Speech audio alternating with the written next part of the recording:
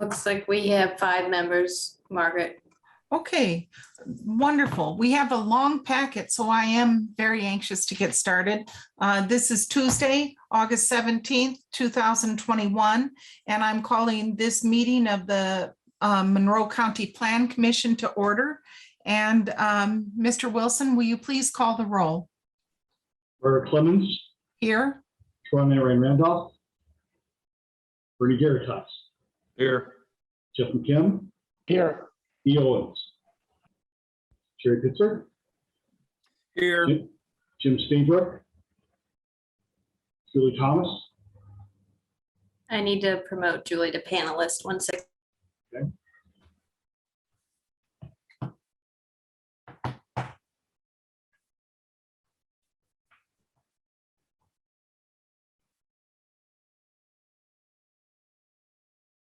I'm here.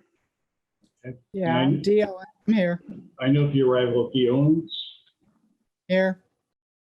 Amy Thompson. Here. We have 7 members at this point and a quorum. Wonderful. And Mr. Wilson, would you please introduce the evidence while you're at it? I request that the following items be introduced as evidence. I would note the presence of Beth Cates from the City Plan Commission. Hi, everyone. Thank you. I apologize.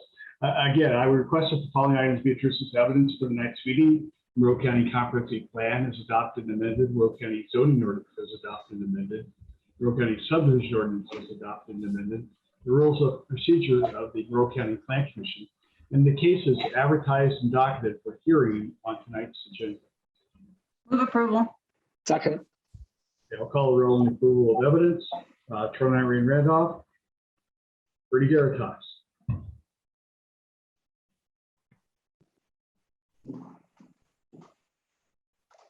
Sorry about that. I was, yes, excuse me. okay. Jeff McKim, Yes.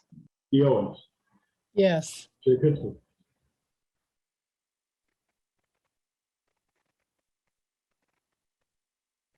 Sorry, yes. Julie Thomas, Yes. Amy Thompson, Yes. Barbara Clemens. Yes. The evidence is, introduction of evidence has been approved. And as we approve the agenda and as we entertain a motion to approve the agenda, I'd like to note that PUO-21-1 has been continued. So any members of the audience or the public who are here regarding P&G planned unit outline plan to rezone property from PB to PUD as a final hearing, and that is for 4.93 plus or minus acres located in section 29, Perry Township at 5100 West Victor Pike. So if any members of the public are here concerning that case, it's been continued by the petitioner. So with that amendment to tonight's agenda, is there a motion to approve the agenda? Move approval. Second. The motion is to approve tonight's agenda as amended.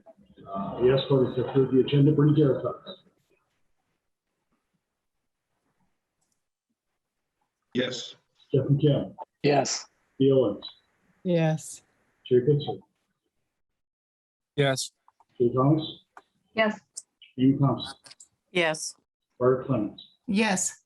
Okay, the agenda as amended is approved for the next meeting by a 7-0 vote. Okay, thank you. Now, is there a motion to approve, or is there any discussion about the minutes of the meetings from December 16th, January 19th, or March 23rd?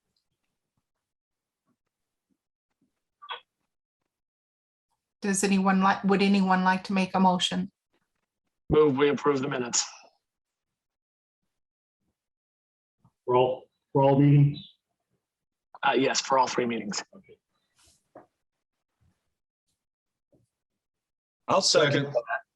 A motion on the floor is to approve meetings, the minutes from December 6th, 2019, January 19th, 2021, and March 23rd, 2021 meetings.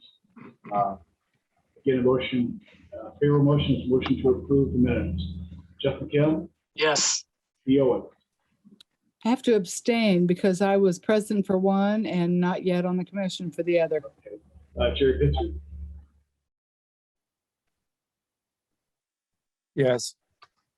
Julie Thomas, Yes. Amy Thompson, Yes. Mark Clemens, Yes, Bernie Garitas, yes, okay, Jeff McKim. I already voted. Okay, the minutes are approved by a 7 vote in favor with 1 abstention. okay. We have no administrative business, but before we begin tonight, I'd just like to go over some of the rules and procedures and make sure that we're all on the same page.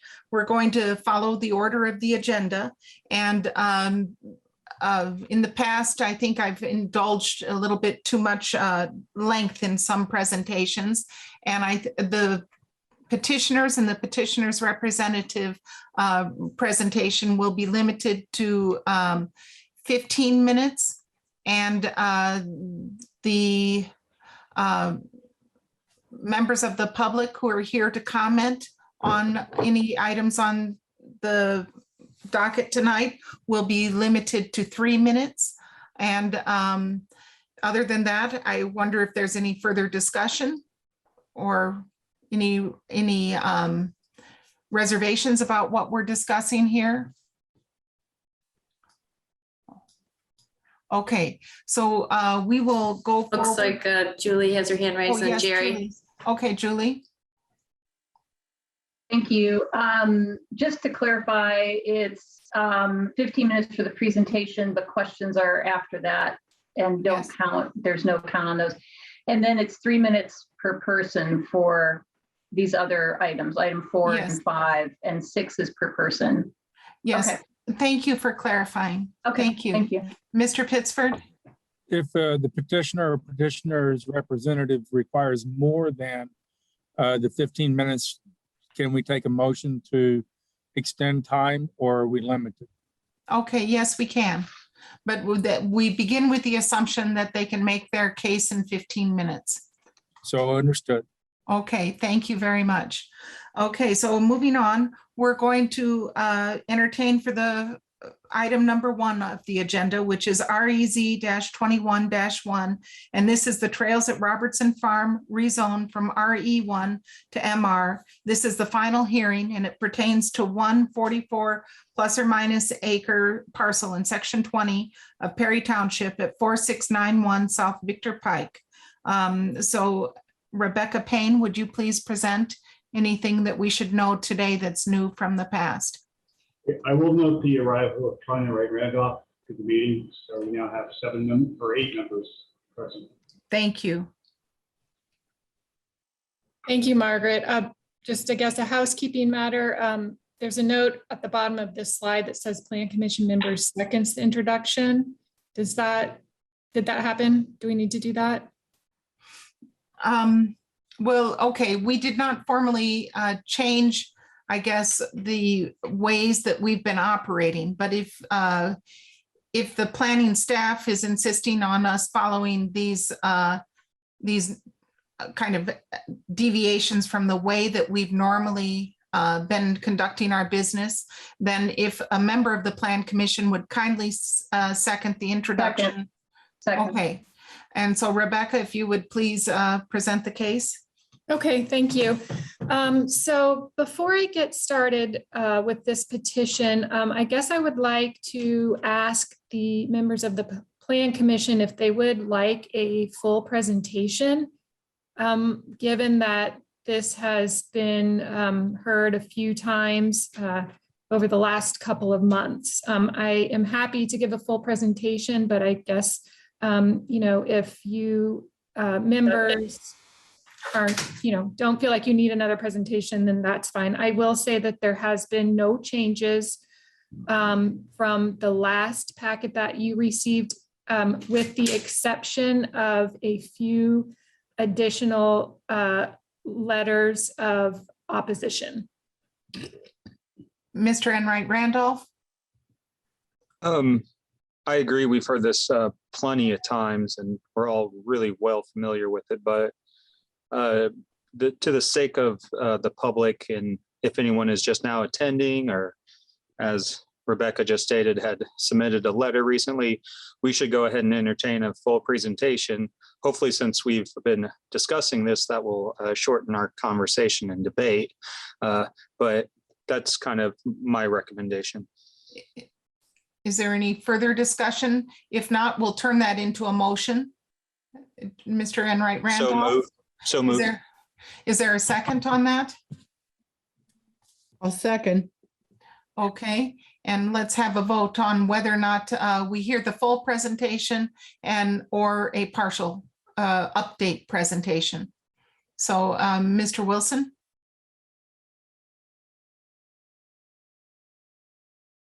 You're on mute, Larry. I think for the speed of need for brevity, I will ask for, if it's okay, just to do a vote of acclamation. Proceed ahead. Okay, so then those in favor should indicate by raising their hand or some other way, and those opposed can do the same. Okay, and so I'm not able to tell us when you have the count. Mr. Wilson? Is there anybody opposed? It's hard. Yes, I'm opposed. Because There's I've only heard one it. opposed. Okay, To, so 7 then- in favor, 1 opposed. okay, so those who are in favor of hearing the full case, let us begin, Rebecca. Okay, thank you very much. So this is a request for a rezone from estate residential to medium density residential for property located at 4691 South Victor Pike. And the purpose of the rezone request is so that petitioners can develop the lot for housing. Next slide, please. In the proposal, there is a mix of housing types that include single-family homes and paired patio homes. The petitioner anticipates about 125 lots across the site. And there are 2 ingress-egress points at South Victor Pike, as well as a connection to Clear Creek Trail and Bloomington Rail Trail. Next slide. This is a slide of existing site conditions. This is also a good illustration where you can see that while the site contains 44 acres, not all of that is buildable or can be developed upon. So when we take out acreage that can't be built upon, we are left with roughly 27 acres. And when you divide that by the minimum lot acreage of 0.21, that results in 128 or 29 lots. So their anticipation of 125 in their proposal is meeting this, requirement. So the petition rezone request has gone in front of the drainage board back in the spring, and the drainage board did approve what the petitioners proposed. So that piece has been looked at by our MS4 coordinator. Next slide, please. As has our highway department, they have reviewed this petition and rezone request and have approved portions of it too, all of it too. Next slide. We do have will serve and capacity letters on file for this site. Vectren will provide natural gas. CBU is providing sewer. Southern Monroe Water Authority is providing water, and Duke is providing electricity. The fire hydrants that are proposed across the site will require private lines and a private entity to maintain them. So as I mentioned, this petition has come before several meetings at this point. Before you is a timeline of the meetings that have taken place where the petition has been heard dating back to May. And this timeline does refer to the rezone to MR requests. You may recall that they had come before us with some other rezone requests, but in the end, this is the timeline that is associated with the request on the table today for medium density residential. Next slide. So overall, staff gives a positive recommendation based on the findings of fact and subject to the county highway and drainage engineer reports. And these findings are based on or in accordance with the Monroe County Comp Plan, where staff recommends medium density residential zoning as an appropriate zoning designation for this site. This recommendation is based on the following: that the medium density zoning is a transition zone between the northern higher density neighborhoods and the southern lower density zoning districts, and the proximity to trails is an asset. And further, the comp plan supports medium density residential zoning. Other approximate parcels are zoned similarly under the comp plan and are currently zoned MR. And with that, I will turn it over to you for discussion and questions. I see Mr. Pittsford's hand is raised. Thank you. I have two questions. First of all, I just read it, but I want to hear it stated again that the comp plan actually does support this rezone. Is that correct? So it's not just staff recommendation. This is supported by the comp plan. Is that correct, Rebecca? Yes, that is correct. Okay. So staff's favorable recommendation is based on design and on the comp plan. Would you say that's correct? Correct. Okay. And then my next question is, what's the annexation status of this area? Are they in a zone? They are part of the proposed annexation area, I believe. Yes, they are. They are, yes. Okay. So then, and this is assumption, if you choose not to answer, totally understand. But is it safe for us to assume that if this is annexed into the city of Bloomington, this kind of development would be something that the city of Bloomington would be looking to do in this area? And again, I remind you, you don't have to answer because I'm asking for supposition. And that's all.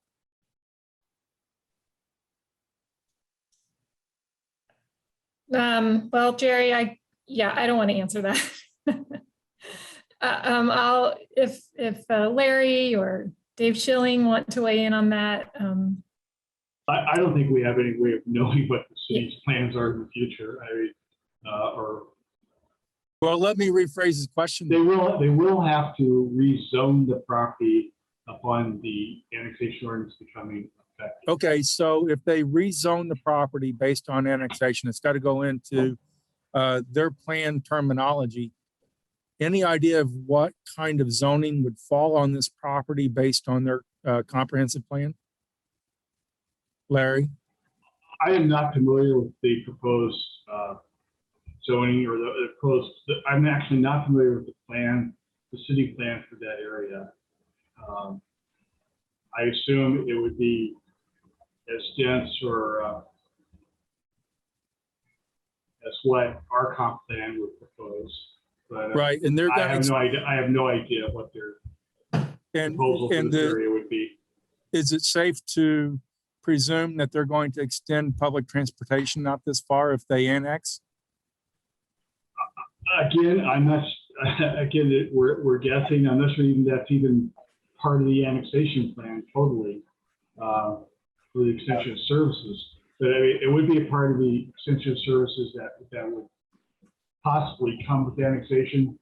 But again, until the city actually passes the annexation ordinance that sets forth the services that will be provided, it's kind of conjecture to say what they're going to be As the Okay. representative, could I help answer that? There's two No, hands. I'm sorry, Commissioner asking you, Thomas. Madam President, if I'm that was sorry, okay. No, Commissioner Thomas has her hand raised. May And I be so- allowed to conclude my remarks? Absolutely, Mr. Thank you, Pittsford. and I will be brief.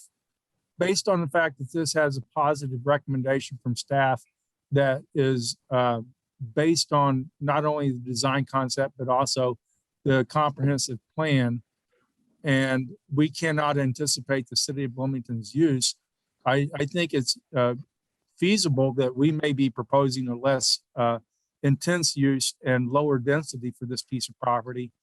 And I think it behooves county residents in this area for us to act now. And that's the summation of my comments on this. I will not comment further. Thank you. Thank you, Mr. Pittsford. Commissioner Thomas?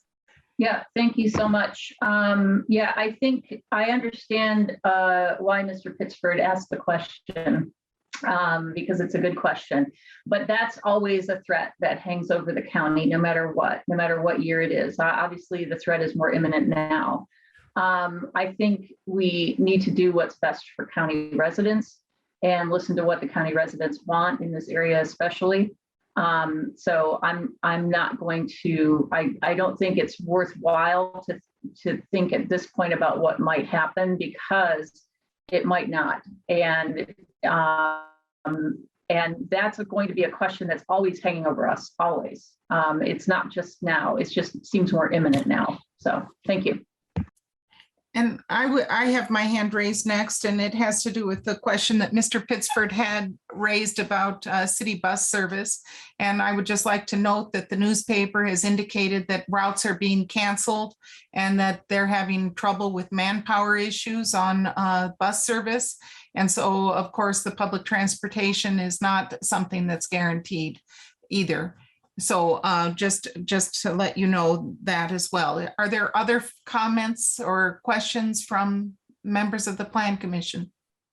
Just since I tried to jump in there, I'll go ahead and finish. And I think Jerry got right to where I was going is we can't predict what the city is going to do. And even when we talked about zoning, you know, they go through their own process. They don't already have all these ideas intended. They might have some guidance and other things they lay out, but we can't really speak to that. When I ask them, you know, about annexation processes, they're like, well, that's not really a discussion for now or today. So it's all unknown and yet to be determined. So, but that's where Jerry was going with that. And I would just like to remind everyone that the city of Bloomington has openly stated that they're not following their comprehensive plan. So there's nothing that is known, it remains known. You know, they're not abiding by the comprehensive plan. And so that much we know. So any further discussion? Beth Kate has her hand raised. Beth, Ms. Kate? Thank you, Beth is fine.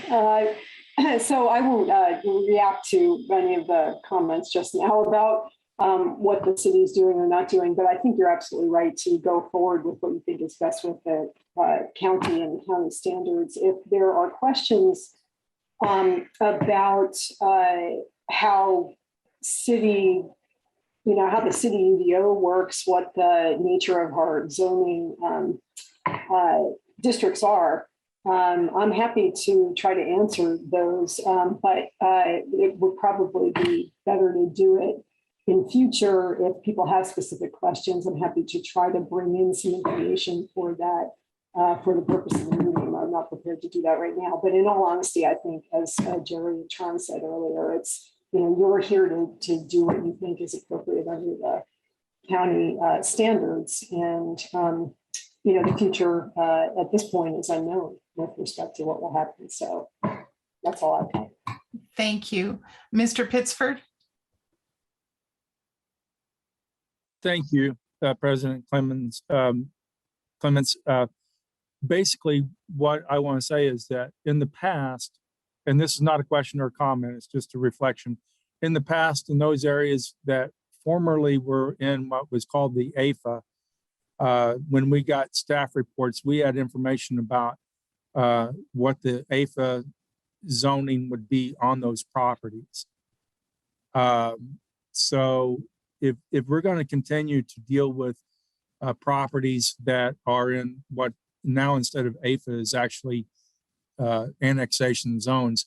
I'd appreciate for the staff to be aware of what the city's plans are for that. And if the city doesn't know, I'd like for that to be indicated as well, that they have no idea of what they plan to do with this property once they do annex it, because I think that's just as important as knowing what they do plan to do with it if they capture it through annexation. Thank you. Thank you, Mr. Pittsford. Are there any other comments or questions from members of the commission? And if there are none, we can have the petitioner or the petitioner's representative speak, and they're limited to one 15-minute statement. So if you could start, if the petitioner or the petitioner's representative could make him or herself known, we'd be grateful.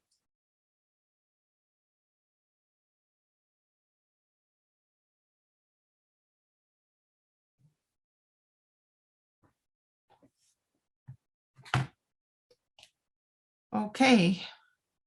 Jackie, do you see the petitioner or the Hey, Jackie, petitioners? can you hear me? Mr. Yes, Schmidt? I need to promote a few more people Cool. and then. Great. Yes, myself, Donnie, Mike Carmen, Daniel Butler, and Jeff Fanyo. I'm not sure if Jeff is on, to be honest, but Okay, and who would like to begin the 15-minute statement? we'll start as soon as Jackie confirms everybody's unmuted. I'll start, Madam President, once we're ready.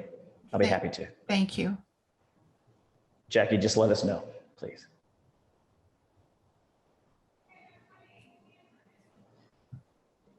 I've got Donnie, Kevin, Mike Carmen, and Daniel. Perfect. Thank you so much, Jackie. Thank you. So Jackie, would you like me to make the timer more visible? That works. If you can play the noise as you get to the 30-second mark or the minute mark, that would be helpful just to let people know. Thank you. Okay. Can you pull up our presentation as well, Jackie, when you have a chance? Yes. 1 second.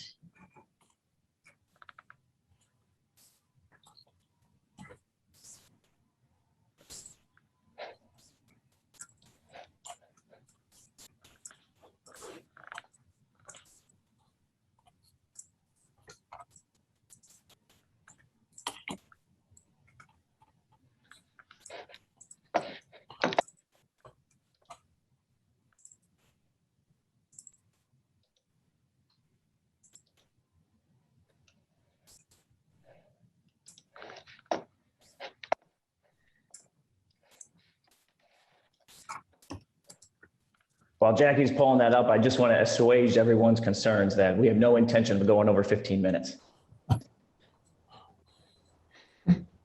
So we do not expect to be asking for more time.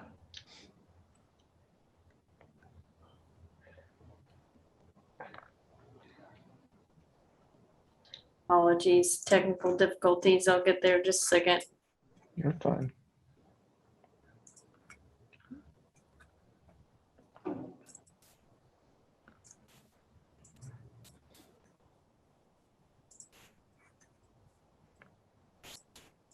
Okay. There you go. Awesome. Perfect. Thank you, Jackie. Okay. Jackie, you can go ahead and go to the next slide if you don't mind, please. All right. Well, good evening, everyone. And just want to say it's been a long road to this point, and we're very excited and proud to share with you our package for tonight. We'll summarize some of the key changes between HR and MR, which is the big update since the last meeting that we had when we revised our request. We'll also touch on some of the hot topics of the surrounding community, and we'll go further into some of the reasons why we obtained the planning staff's recommendation. At the end, we're very confident and sure that you'll feel the same way we are, that our plan and density is now well balanced to meet and connect with the surrounding community, that we will solve some of the surrounding areas' drainage issues and other key issues that are outstanding. And we hope that you're just as pleased as we are that our hard work has paid off in collaboration with the planning staff that allowed us to obtain their recommendation for approval. Just want to spend just a minute on this slide here, our vision. And, we introduced this last time. And if you take a look at this, you see things like benchmark for quality, a legacy of family, attainable housing for middle-class families, and that will remain well connected to the surrounding environment and create a legacy of a keystone neighborhood for decades to come. That's what's been driving us this whole time, and that's what our current plan reflects. Thank you for everyone's time up to this point. It's been a lot of effort, and really appreciate your times, the planning staff, and the plan committee. Couldn't say thank you enough. With that, I'll hand it over to Kevin. Thanks, Donnie. All right, good evening. So we've decided we would run through this slide relatively quickly. As Donnie mentioned, it was something that we introduced last meeting, but there was a number of members not in attendance, so we thought it was worth to go over it again. This is comprehensive of the MR rezone. If you can see, the MR rezone is aligned with the comprehensive plan. I think Mr. Pittsford made that very clear, and was a key piece of the recommendation by the planning staff. So we're very excited to be aligned with the 10-year-old plan that's been progressed through the last 10 years, as well as the hard work of the planning staff to make this happen. Some of the rezone increases the trail's ability to meet the intent, which is housing choices among the full spectrum of demographic groups. That is shown by the target prices that we can meet in the housing with this density, and versus the RE1. MR allows for better pricing and more attainable housing. It is aligned and or less than the surrounding housing density at 2.8 lots per acre. The surrounding density in the area is around 3.7 lots per acre. The MR rezone allows the trails to meet the needs of the county's families, and really we have such few housing options in the $300,000 to $400,000 range, and we really believe that this is meeting the true need of the constituents and aligned with public comments that Margaret Clements has made related to building more single-family housing in the county to meet the needs of the true constituents. So this is 100% single-family homes on a lot size that averages between 0.22 and 0.25 acres, and is something that I think is very consistent with both the north, east, and west areas of the county in this area. Move to the next slide, please, Jackie. Thank you. So I think, we, as Donnie said, we've been in front of you, I think about 6 or 7 times presenting the idea of this neighborhood. For the last 10 months, we've been working really hard. And I think one of the things we wanted to circle back to is just really the benefits that we're bringing to the area, and this neighborhood will bring to the area. So I'll talk about those 3 areas and then run through some details associated with them. Building a diverse, stronger community of high quality, attainable housing, high quality housing products, responsible growth that is aligned with a comprehensive plan that does not require investment from the county. So there's no tax dollars that need to go to use to make this happen. And something we talked about early on is it limits urban sprawl. It's really focused on managing, again, what is key to the comprehensive plan. Second, it creates significant green space and community areas that connect with the surrounding rail and Clear Creek trails. So something that the county and city have spent a lot of time and money investing in is the trails. And this just brings such great green space and recreational space to that area. A terrace park provides community recreation with public access, a neighborhood garden and dog park, increasing the number of trees on the land by over 50%. And preserves and educates on unique local environmental features such as the wetlands, karst features, et cetera. We've worked with the drainage board to manage potential opportunities to add environmental and educational signs in our park that will allow people to better understand some of the local indigenous geography associated with the area. And then finally, improves existing drainage infrastructure and brings the 44 acres of open space into compliance with the new critical watershed code, something that was only developed about 12 to 16 months ago.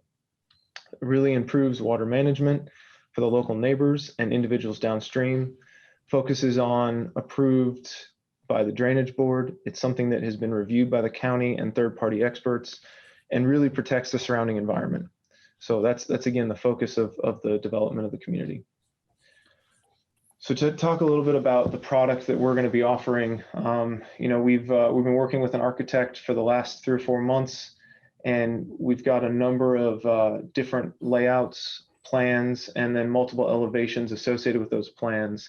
We're looking at houses that have a very dynamic color palettes, premium outside siding, stone, focused on visual benchmarks. Here you can see some examples of layouts that we're looking at, that we're developing and finalizing for the area. We've partnered with a long-standing local builder and focused on offering high quality products. So I think that, you know, one of the things that we really want to make sure to get across is really the quality of the housing product, with the size of the lot and the open green space is going to make this a keystone neighborhood for the community. So one of the things that we've spent a lot of time discussing was density. And, you know, over the course of the last 10 months, we've reduced the density in the area to what is now aligned, and the planning staff believes is aligned with the comprehensive plan. You can see here, if you look at the neighborhoods that are served by the same utilities that we're served by, that the trails is proposed at 2.8 lots per acre. Which is really akin to a low density residential zoning of 3.0 lots per acre. The neighborhoods within 1 mile of the trails, average density is 3.7 lots per acre, as I mentioned before. And the trail is lower than the comprehensive plan and future CDO proposal of the land of 4.8 to 7.3 lots per acre. So notable new county neighborhoods, again, Highland Park Estates, which is in construction now, selling houses, is 4.3 lots per acre. So I think, again, just being clear that the density we're bringing is responsible growth, preventing urban sprawl, and very consistent with the area surrounding. So second piece to this was talking about the green spaces in the parks. I think, you know, it's been a little while since we've focused on the Terrace Park, but wanted to bring back to everyone's attention one of the big benefits that we think this is going to provide in an area that is really highly utilized, the rail trail and the intersection with the Clear Creek Trail. This is an area that will bring a lot of natural beauty, focus on leveraging the existing tree infrastructure that's there. Building things like a BMX bike park and adventure park, a terrace lawn garden with, pergolas, covered spaces, lawns and trails for picnicking, a place that allows people who are walking along the trail to bring their kids, can be a cornerstone of the area, and something that we think the community, both locally and a little bit further from just locally, will really enjoy and utilize as they use the trails. So here's a kind of a side view, looking up to what you might see.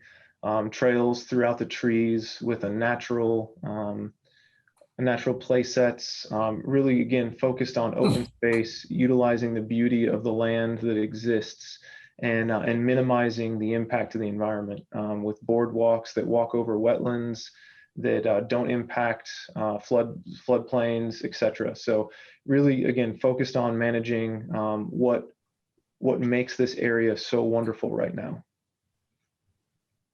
And here's a few more examples of, again, what it might look like to help spur people's imagination. But you can see, sorry, Jackie, can you go back?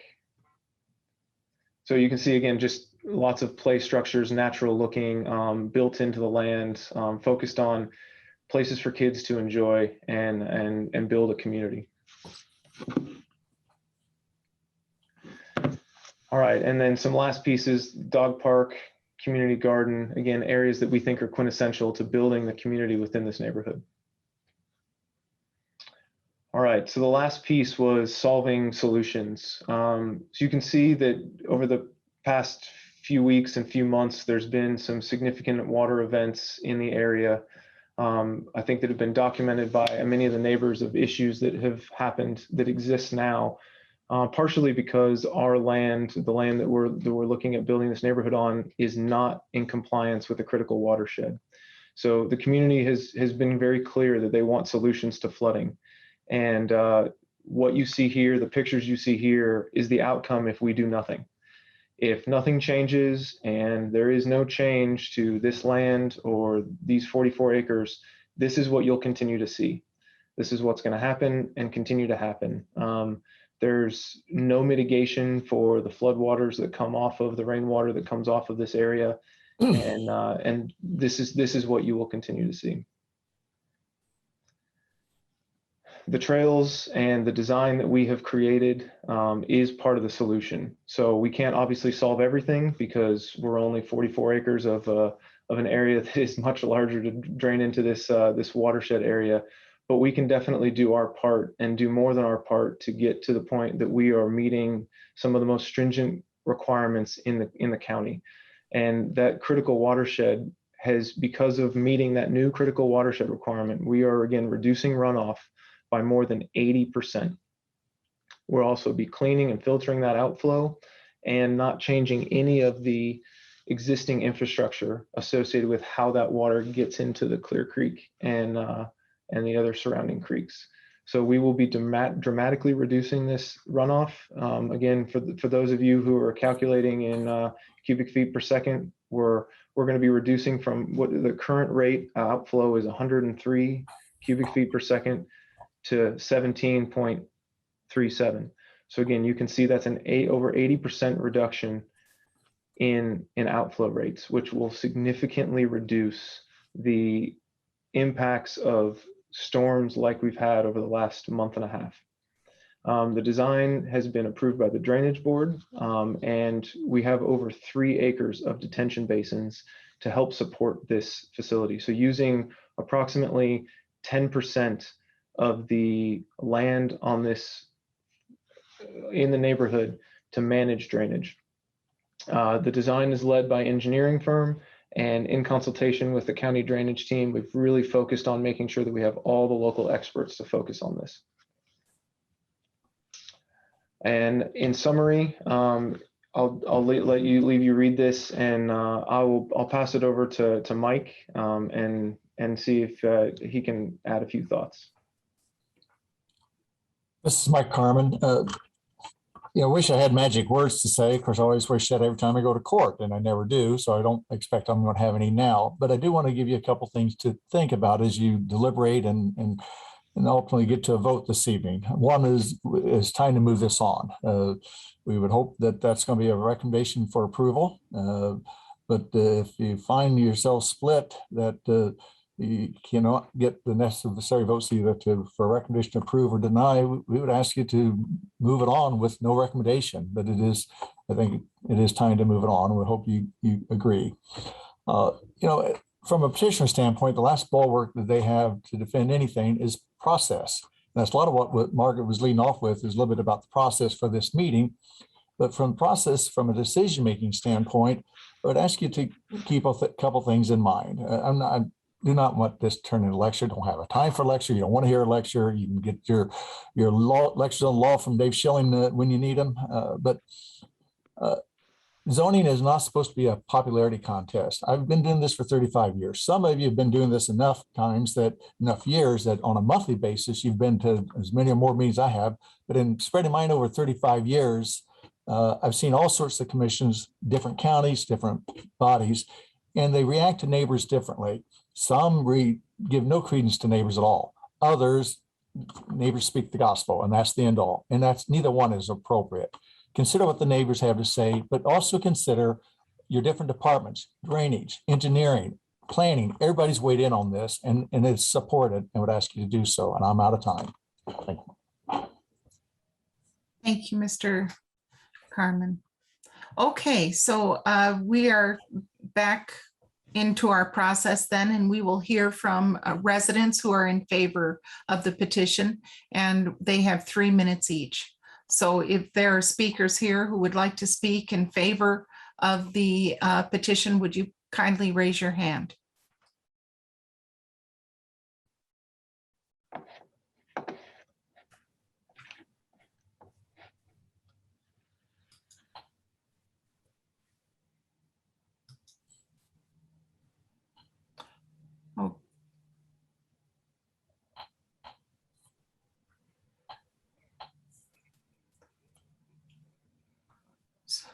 So I see Andreessen has his or her hand raised.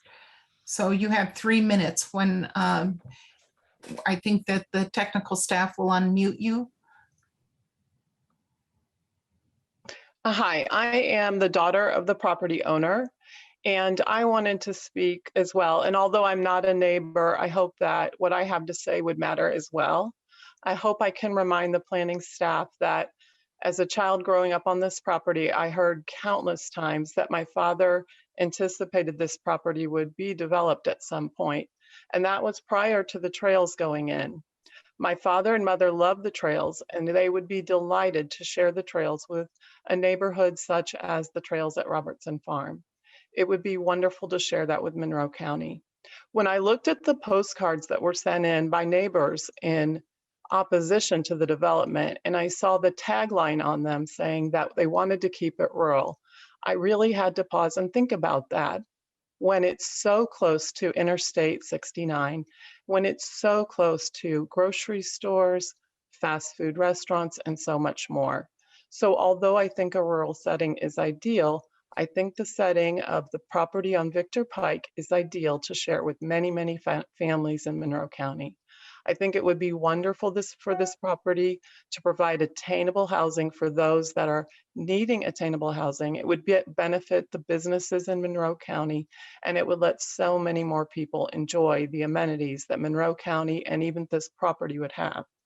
Another thing I'd like to say is about the water retention plan that covers more than 3 acres. I think that this would help one of the biggest problems that neighbors have had, because it would give a solution to the problem. And I hope we won't ignore that as you are considering your vote. I also wanted to thank the staff for giving a positive recommendation based on so many things. And I hope that will be considered as you make your vote tonight. And finally, I wanted to say that in a different way, I understand what Jerry Pittsford is saying. And what I mean by that is, as a property owner, and as we consider what to do with this property, I can assure you that it would be very unlikely for it not to become something. My father is no longer living. My mother is no longer living on the property. And so we would like someone to enjoy this in a way that makes sense for Monroe County. I hope you'll vote in favor of moving the petition forward. It would be such an encouragement to see that we could use this property to benefit so many. Thank you. Thank you very much. And I see there's a person by the name of Andy. If you could unmute Andy.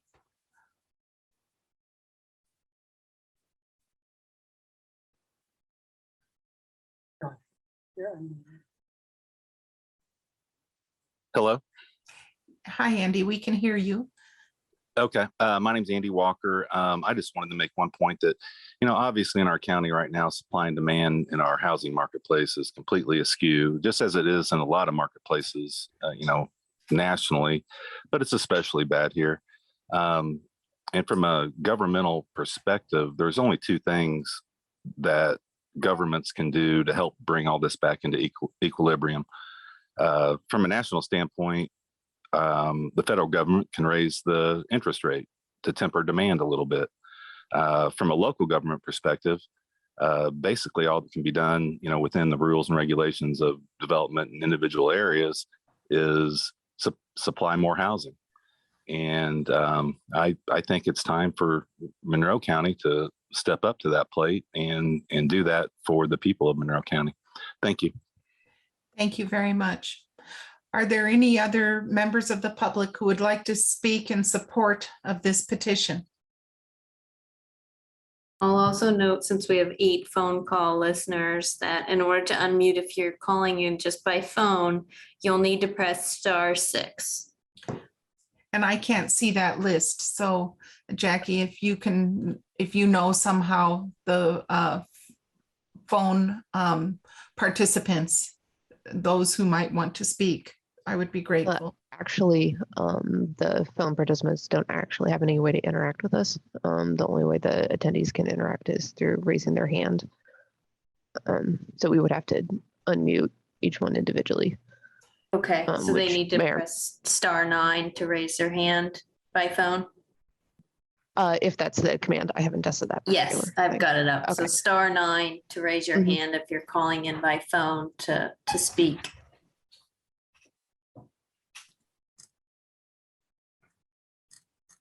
I don't see anyone, Margaret. Okay, well, then we'll move on to those members of the public who are here to speak in opposition to this petition. And if you would raise your hand, we'll unmute you and allow you to speak for 3 minutes each person. I see that Alice is here. If we could begin with Alice, you have 3 minutes.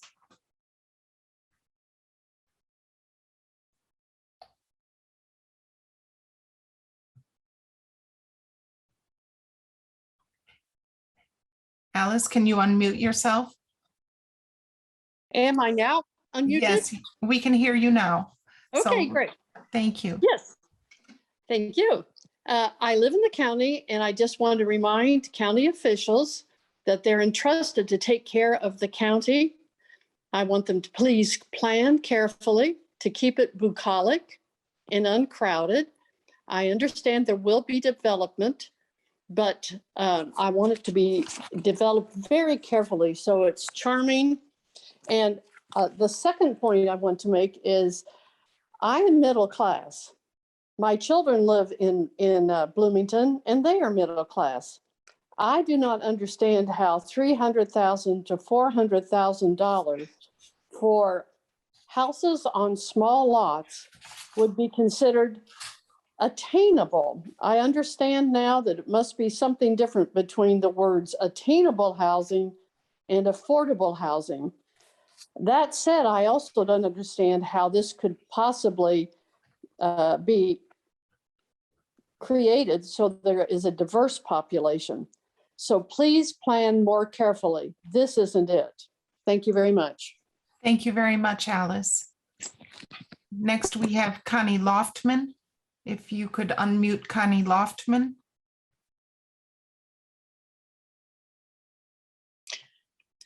Hello. Hello, Connie, we can hear you. Oh, good. Thank you. My name is Connie Loftman, and I first want to thank you for letting me address your meeting.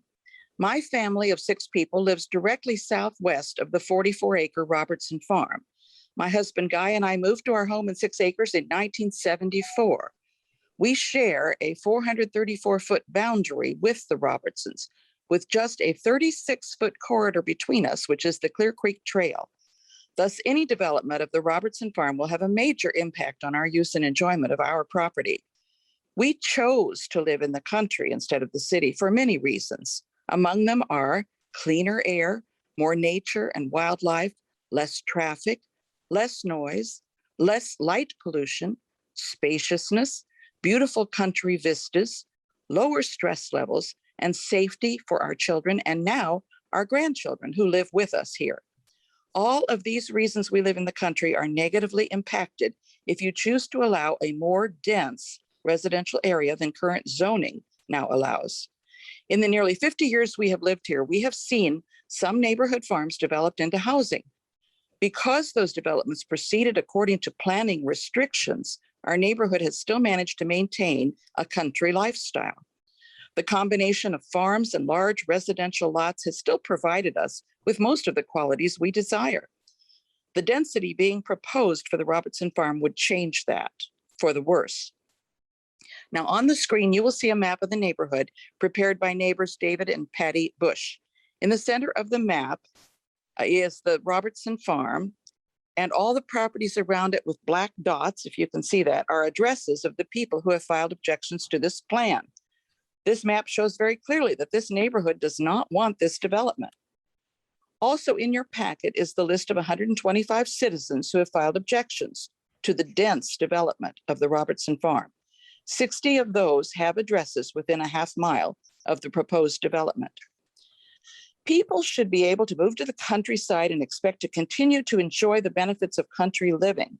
The city of Bloomington has built hiking and biking trails throughout our area so city residents can exercise with clean air and beautiful countryside vistas. As our county planners, we ask you to recognize and protect our quality of life. Thank you. Thank you very much, Connie. And I see Mr. Guy Loftman is here as well. If you could allow him to be unmuted.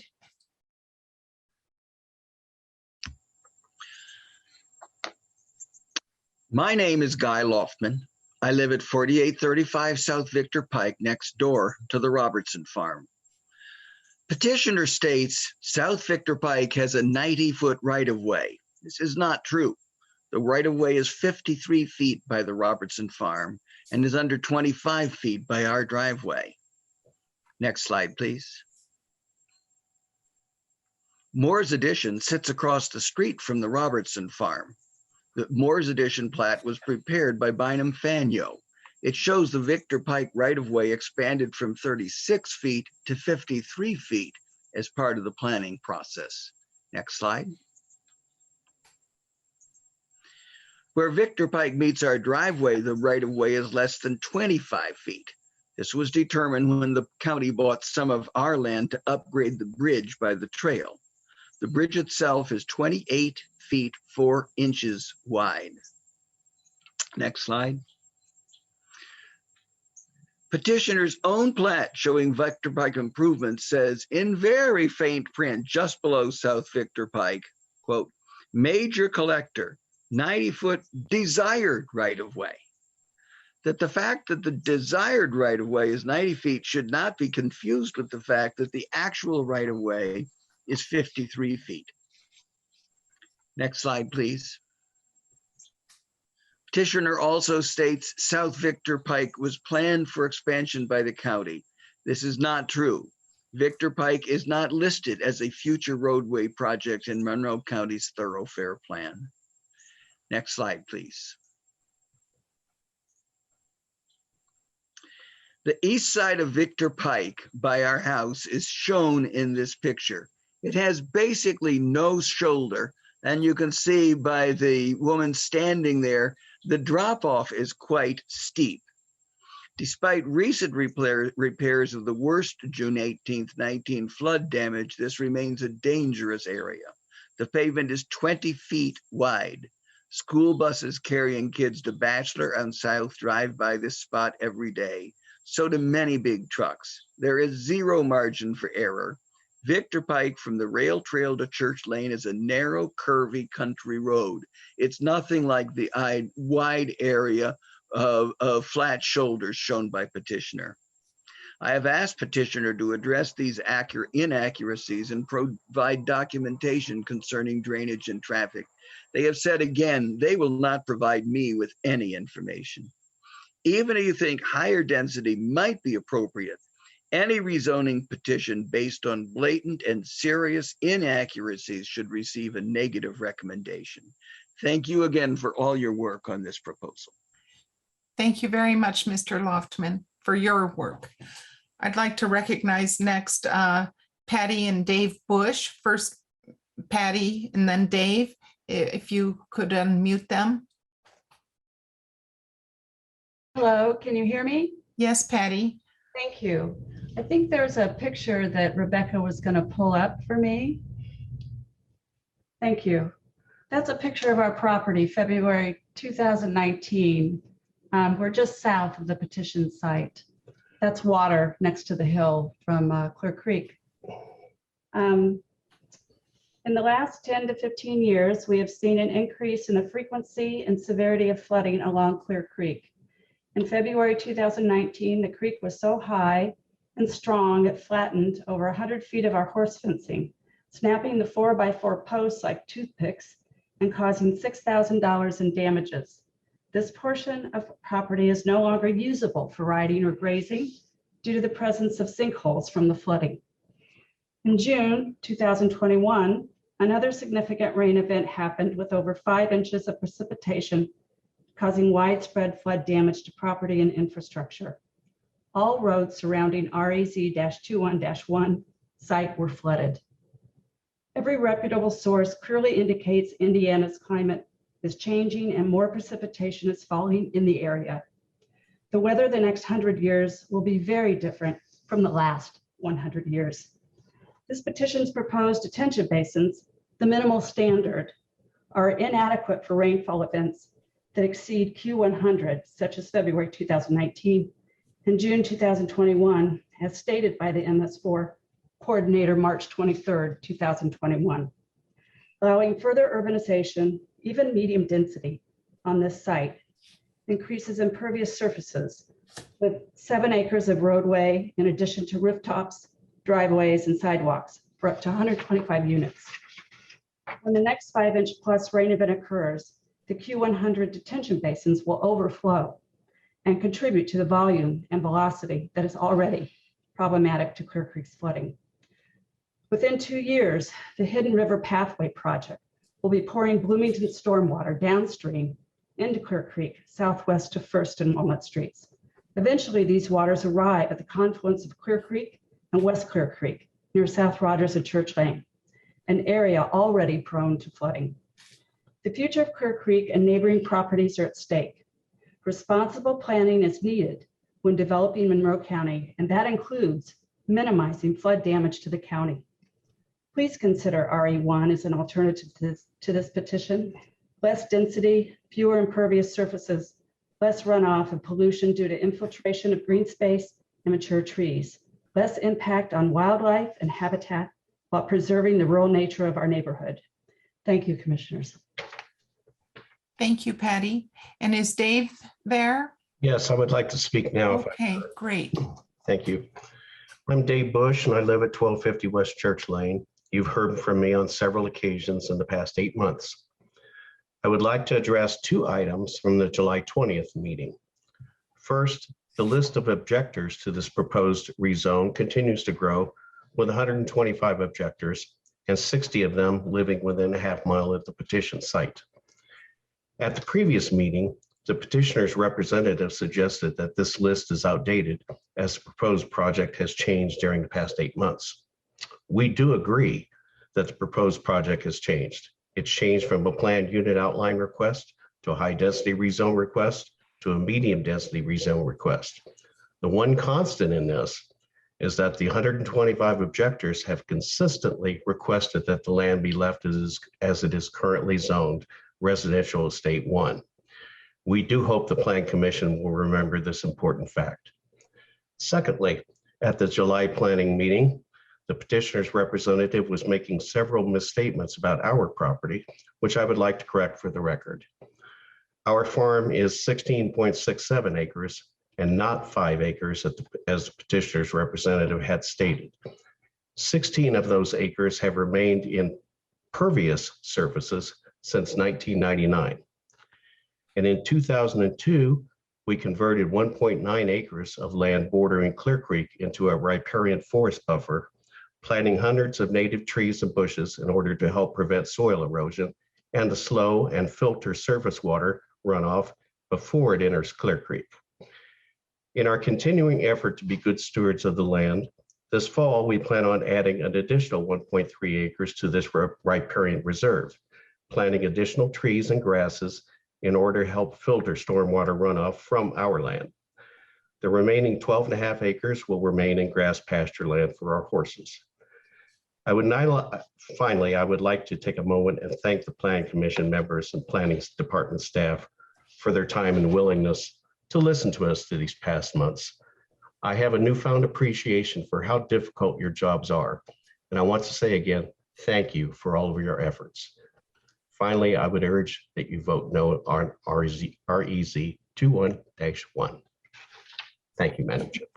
Thank you, Mr. Bush. Are there other members of the public who would like to speak in opposition to this petition? If you're calling in by phone, you can raise your hand by pressing *9, and that will tell us that you would like to speak.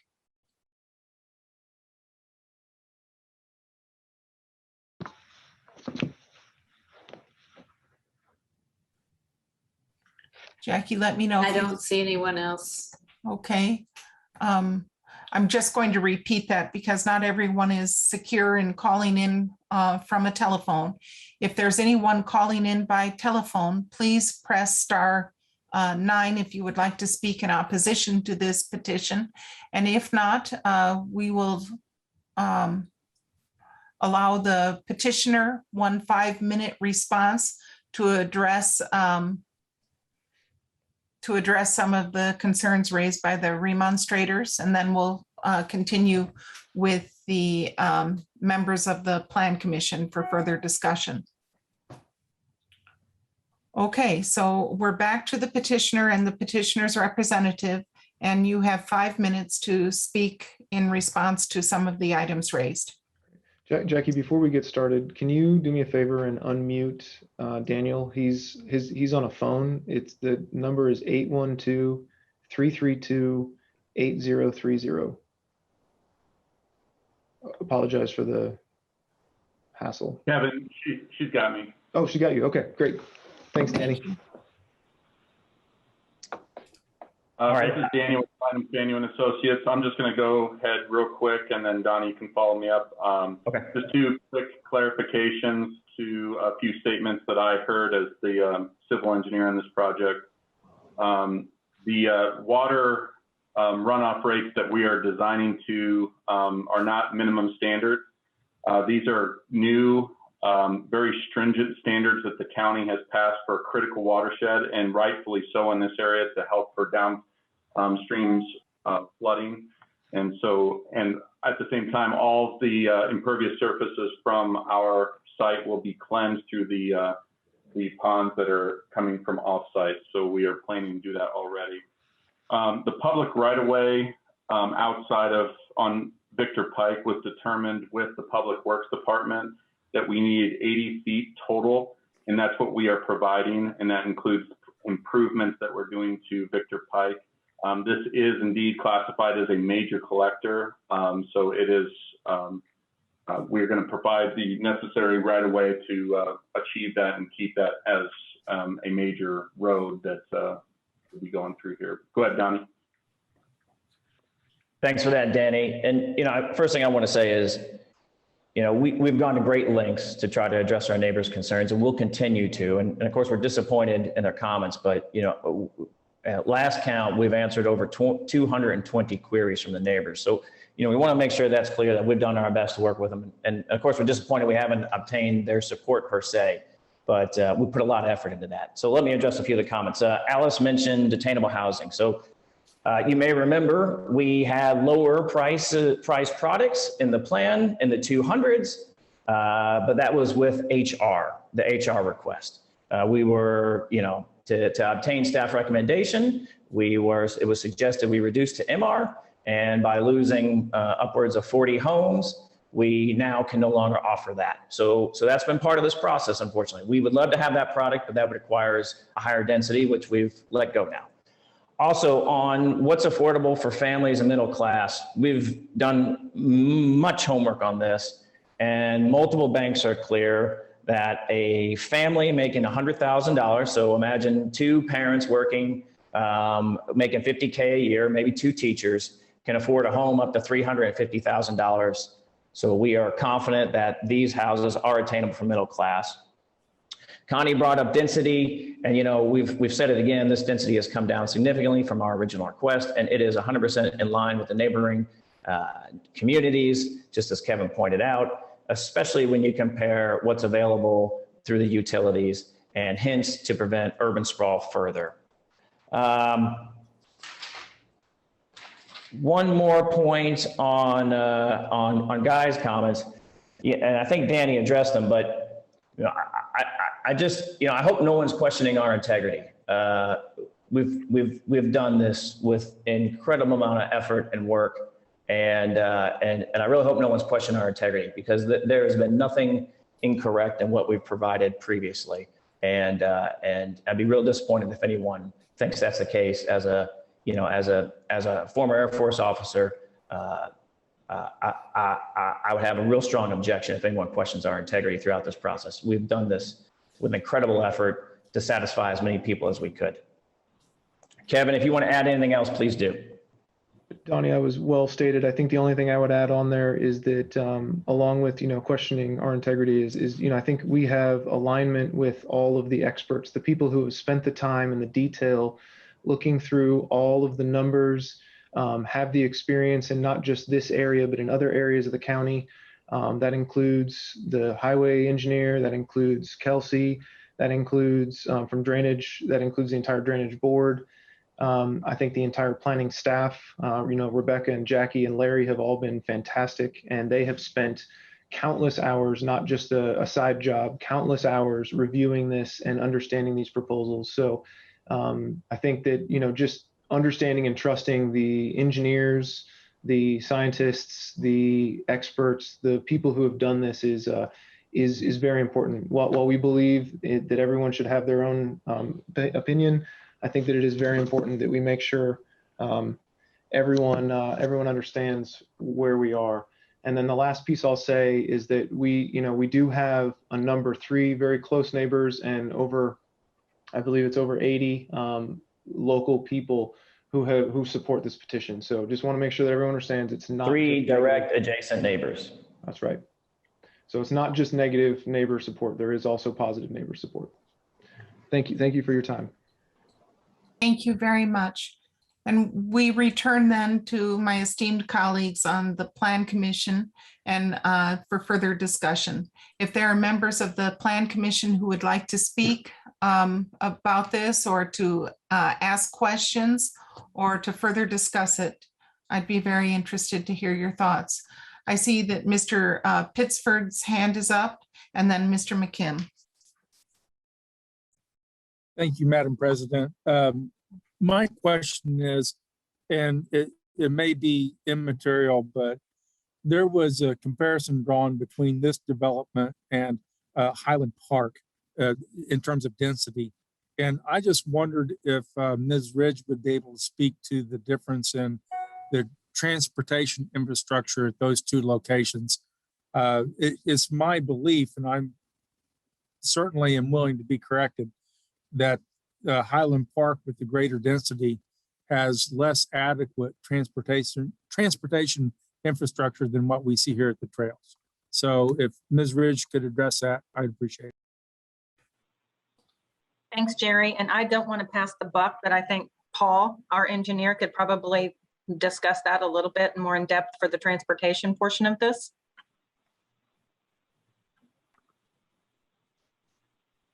Paul, are you here?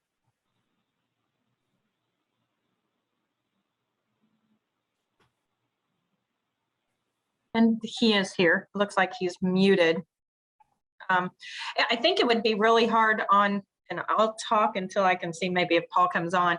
And comparing to Highland Park and this subdivision, I believe there's a little bit more connectivity. And Paul, I think I see you're on here. Yeah, I think I'm finally on. Are you referring to Highland Park Estates? Yeah, they're comparing, since that was in the presentation, of the 2 in density for those 2 comparable subdivisions, Highland Park and the trails. And that's one off of Centennial, right? You are correct. Yeah, that's they're a little bit different, but this development on Victor Pike, I think they've gone above and beyond, what's typically done to provide a left turn lane, and also deceleration and acceleration lanes and a right turn lane for their development, so it doesn't impede traffic on Victor Pike. So I would say it's probably the best thing you could do for this type of development is to provide a left turn lane.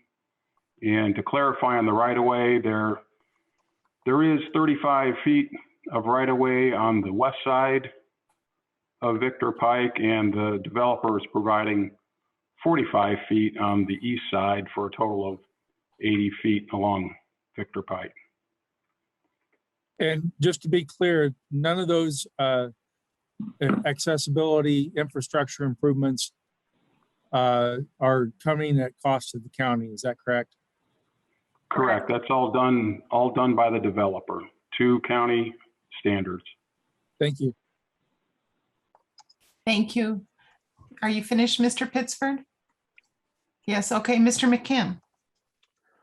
Thank you, and I appreciate all the comments I've heard tonight, both from the petitioner and supporters, but also from the remonstrators. They definitely give us a lot to think about. But ultimately, I do concur with the staff in recommending in favor of this position. It's, according to our comprehensive plan and urbanizing area plan, the right density for this area, a good transition from the higher density to the north and lower to the south. And much of the nearby area is zoned similarly. The infrastructure for MR is there. Victor Pike has adequate capacity per the Highway Department's report, including improvements to be made by the petitioner. The area has sewer capacity. And yes, it is unfortunate that Southern Monroe won't put in fire hydrants, but that is an equity decision they're making, not a capacity decision. And I don't think we should allow that specific business decision to dictate the overall zoning. Again, I'm convinced that MR is the appropriate designation for this site. The original proposal for the site was too dense and not in keeping with the character of the surrounding area. But the petitioner has done a good job of downsizing the proposal, making it less intensive. I think has hit the target. Also, as far as I can tell, many of the objections that have been offered have actually been pretty effectively rebutted.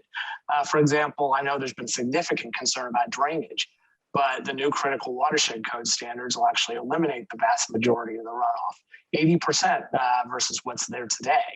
So not what could be there with the development, but actually 80% reduced from what's there today, and make this proposal an asset, not a liability for the neighbors. But I don't want to go on a lot longer. The petition gives us an opportunity to make a solid addition to the county's workforce housing stock that is in keeping with our comprehensive plan. I would definitely prefer a positive recommendation, but I'm, just in counting votes, I suspect that a neutral recommendation might be the best we can get. So thank you. Thank you, Mr. McKim. I know that Dee Owens is calling in by phone, and I don't exactly know how she will indicate that she would like to speak, but if you could press *9 if you'd like to speak, or if technical staff could unmute her, I'd be grateful. And in the meantime, are there other members of the Plan Commission who would like to speak for or against this petition? I think call-in user 1 is Dee Owens. I've sent a request to unmute. Okay, you'll have to thank hit you. *6. Thank you.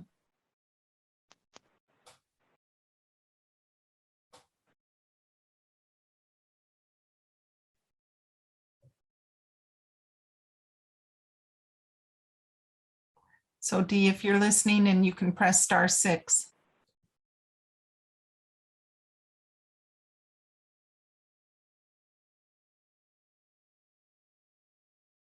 Very good. I think it finally worked after several tries. Thank you. We can hear you. All right, thank you. I am listened to everything and appreciate all the work that has been done by both staff and petitioners, and also listen to the remonstrators and the neighborhood persons. And I've read the paperwork, and I think they are compelling. And I would just ask that everybody consider every angle of this as well. And thank you for figuring this out. I'm having a little bit of trouble tonight and appreciate being on the phone. Thank you, Dee. Yes. Mr. Garatas? Good evening. Jeff amazes me with how well he can explain most of my opinions on how these petitions go sometimes. Staff has made an appropriate recommendation on this. It does meet the comprehensive plan. It does leverage the infrastructure and the public improvements that the county has put together in this area for years. It's not a leap of logic when we look at the densities of the surrounding areas. I'm glad Daniel took a minute to explain some of the comments and some of the plan aspects that, as far as drainage, the highway department's recommendations, Paul's effort to explain exactly what's going to happen on Victor Pike, for instance.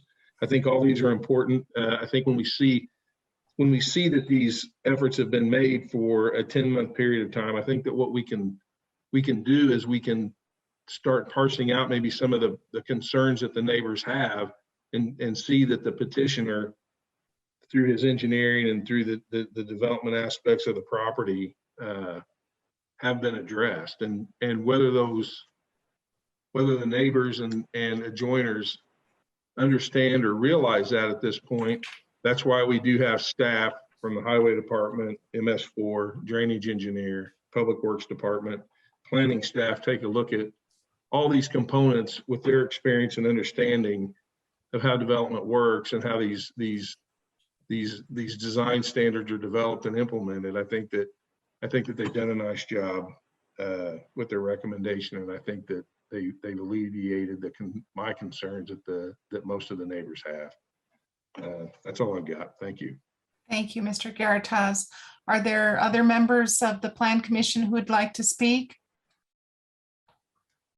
I'm just going to say a few things because my name was invoked several times, and it has been publicly as though I'm opposed to development or something like that. I have to tell you, I'm not opposed to development. I am in favor of prudent development. And when I see homeowners associations become responsible for a growing list of potentially problematic features of a design, a PUO, a request to build something that is not currently permitted, my antenna go up in favor of the community. And so here tonight, we learned yet one more item that the homeowners association would become responsible for, and that is the maintenance of the fire hydrants. Not only will the buyers into this development become responsible for the park, the drainage, the dog park, the boardwalks, the retention ponds or detention ponds, they're now also going to be responsible for the hydrants and for, something that could save their lives during a fire. And I find that very problematic. Right now, that piece of land is zoned RE1. And with all of these other responsibilities added to the shoulders of the homeowners association, and with no guarantee on the prices that it's going to be approachable housing, I just am having a hard time being convinced, number one. Number two, I think that the claim that that's been frequently made in the city that supply and demand is going to fix our problem is just a little bit off base for our community. We've built like mad. Our population seems to have declined with the 2020 census. And I'm just not, I think we need to know better what our own dynamics are before we allow such rampant building with a large burden and a large risk placed on the homeowners who might buy into this site. So I just wanted to put that out there that I'm not opposed to development. I am for prudent development, that we've taken an approach as a community in favor of density and to a large extent in order to prevent sprawl. And this is one piece of land on which sprawl would very much be part of the issue. So I'm just not convinced. So other than that, I open it up to other members of the Plan Commission who'd like to speak. And then if not, we'll entertain a motion. Margaret, Okay. I'll just quickly mention, I want to just make a note about the 2020 census, just in case that does come up. Staff's position on that, we rely on the census data for a lot of information as factual information. It's unfortunate that the timing of the counting was right after IU students had left in April. So we just want to make a note about the potential undercounting as a basis. Yeah, I've read that too, Jackie, but I've also spoken to people at the Census Bureau, and there have been ways that they've mitigated that potential undercounting or the claim that there's undercounting. For the time being, I'm going with the census. It's certainly more robust than the American Community Survey. And I just feel that we have the 2020 census now, and it coincides with other triangulated data, such as the fact that in-person student enrollment has declined every year since 2011. such as more and more people are moving out of the city and into other counties. So it triangulates with other things that we see with our own eyes. So for the time being, the 2020 census resonates with me. And I will move on to Mr. Pittsford and then to Mr. McKim. If Mr. McKim is prepared to make a motion, I'll defer. Actually, I have a question about process here. If no motion can get 5 votes, what is the disposition? Does it get continued again, or does it move forward to the Board of Commissioners with a neutral recommendation? In order to move it forward to the commissioners with a neutral recommendation, there would have to be a vote of at least 5 members for that to occur. So if it's a 4-4 vote, it just gets continued to the next meeting where the hope that there will be a full quorum. Or 7 members. Thank you, Mr. Wilson. So if there's a motion. Ready, Mr. McKim? I'm sorry. Oh, are you ready? Yeah, I'm gonna give it a shot if you don't mind. I would really prefer to make the motion, but I'll defer. Oh, you will? Okay, you go first. All right, I know you're gonna. Okay. In case number REZ-21-1, the Trails at Robertson Farm, a request to rezone to medium residential located at 4691 South Victor Pike, currently zoned as state residential and located in Perry Township.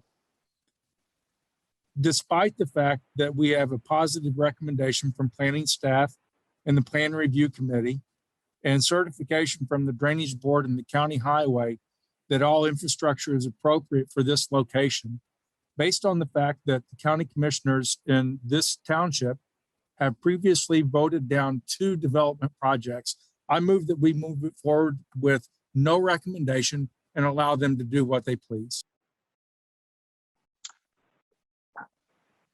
All right, I'm going to second that one. Okay, the motion is on petition number REZ-21-1, the Trails of Robertson Farm rezoned to MR.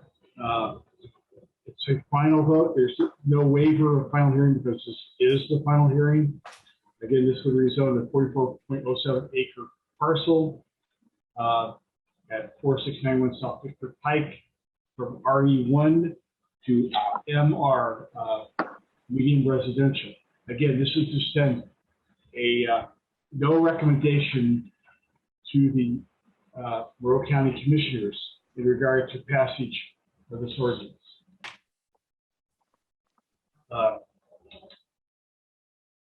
Margaret Clemens? Yes. Tony Ray Randolph?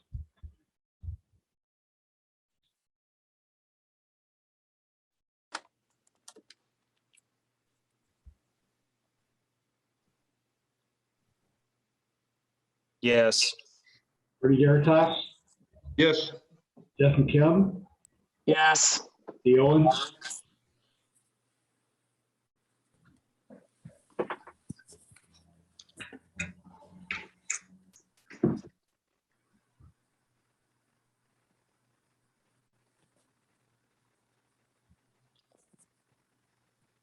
I'll go ahead with Jerry Pittsford. Yes. Julie Thomas. Yes. Amy Thompson. Amy Thompson? Okay, that was Dee Owens saying yes. Yeah. And Amy Okay. Thompson said yes also. Okay, I heard you too. So the vote is 8-0 to send forward this to the commissioners with no recommendation.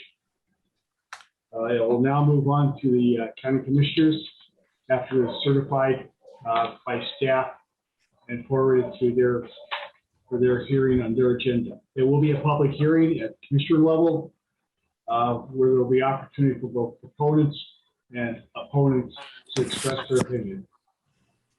Do you know when that will be?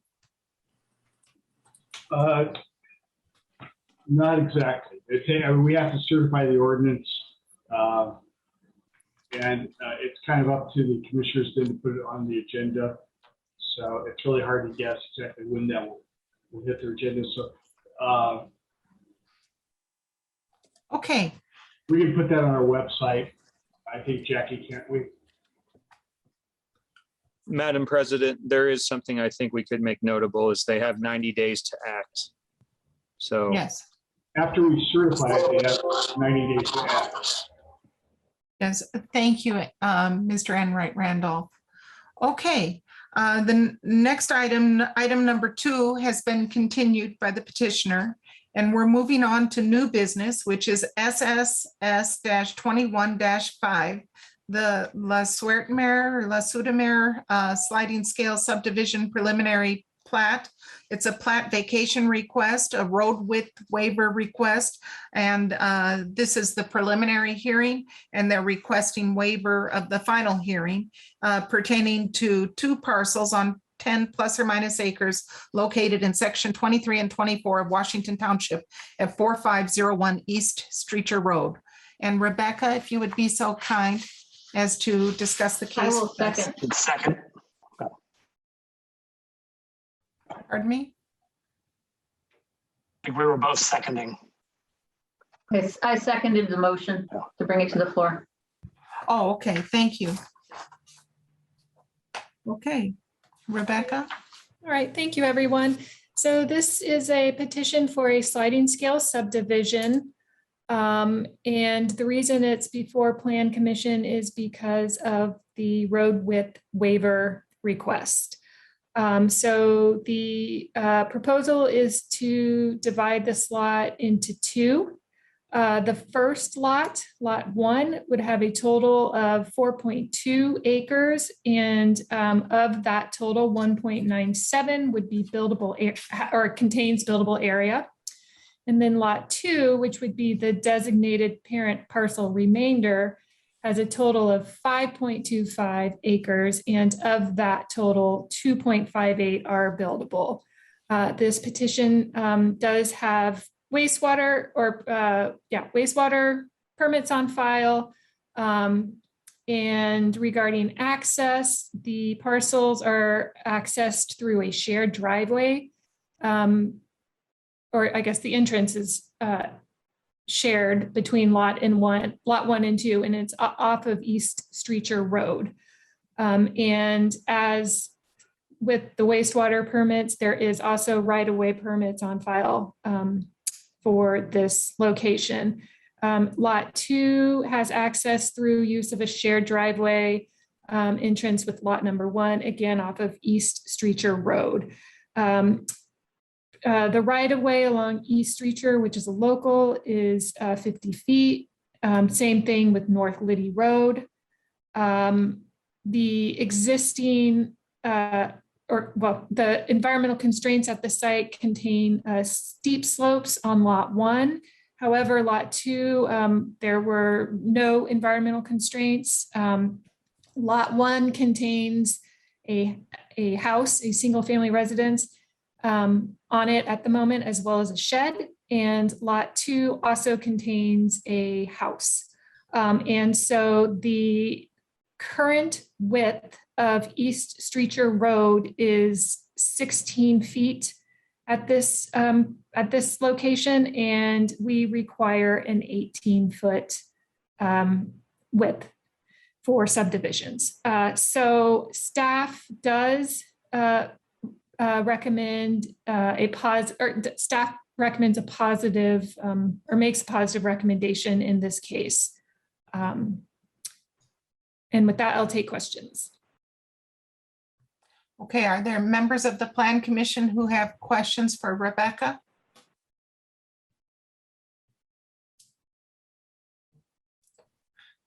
Okay, seeing none, if the petitioner is here and would like to speak, we have 15 minutes that we can allow you to address the Plan Commission. I don't think the petitioner is here. Frankly, this case got sort of continued along as a result of some of our longer meetings.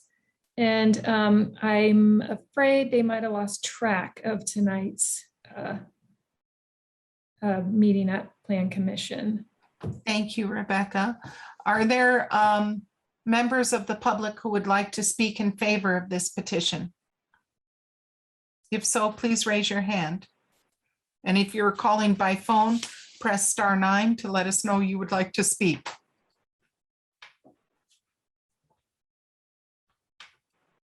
And if there's no one, is there anyone here who would like to speak in opposition to the petition? If so, raise your hand on Zoom or press *9 to indicate if you're calling in by phone that you would like to speak.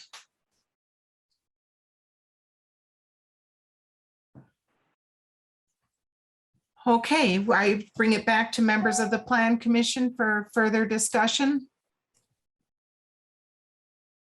Mr. McKim? I was just ready to make a motion if nobody else has any comments first. Okay.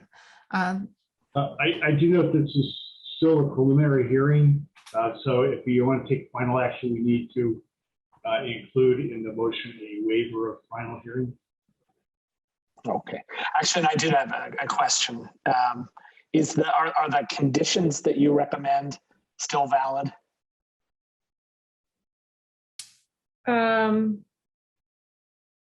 Oh gosh, I'm trying to remember what my recommendations were. It was meet all highway and health department requirements, which I assume is still valid, but there's also, should the petitioner not construct a primary residence on the parent parcel within 3 years? Yes, thank you, Jeff, for pointing that out.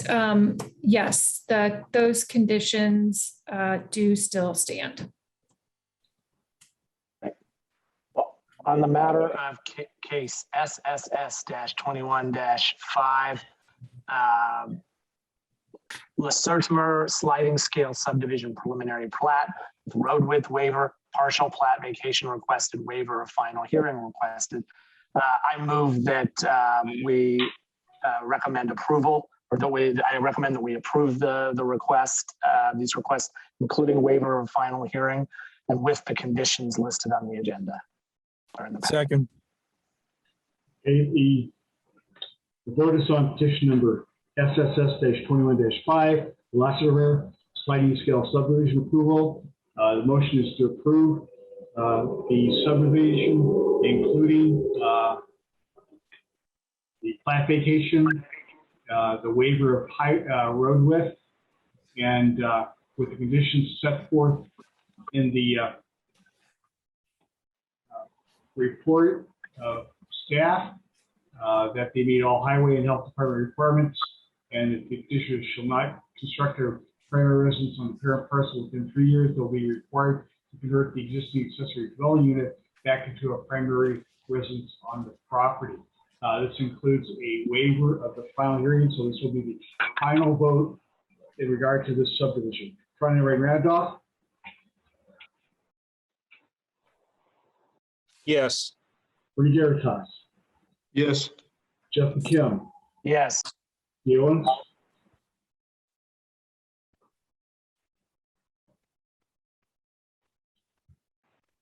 Jerry Pittsford? Okay, Dee, I got you, Dee. Jerry Pittsford? Yes. Julie Thomas? Yes. Amy Thompson?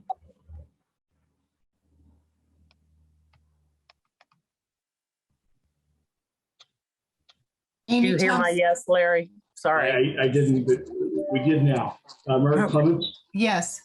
Okay, the motion is passed by an 8-0 vote in regard to the Lassiter sliding scale subdivision SSS-21-5. Thank you very much. Well, then we move to approve PUD-21-5 Westgate on 3rd Development Plan. This is the preliminary hearing concerning a 37.99 plus or minus acre parcel in Section 2 of Van Buren Township at 4755 West State Road 48. Second. Okay. Is Anne here, and would you like to present the case? Yes, I would. Thank you. Thank you. This is for the Westgate on 3rd Development Plan. This is the preliminary hearing. So this was originally a plan unit outline that we saw early this year and late last year. So the petition site is 37.99 acres. at 4755 West State Road 48. It is zoned Westgate on 3rd PUD. See. So the ordinance was adopted in earlier this year, January 2021. And the ordinance did require that the development plan would be reviewed by the Plan Commission in order to review or have a specific consideration of the east-west road connection and attended grading and erosion control. So on the right is the current conceptual plan, and on the bottom right is pictometry from 2020. So these are the standards of review for a plan unit development plan. We are overall see that what they proposed is still compliant, is compliant with the PUD review. For number B, which is availability and coordination of sanitary sewer, water, stormwater drainage, the petitioners have submitted the stormwater drainage calculations as of, I believe, last week.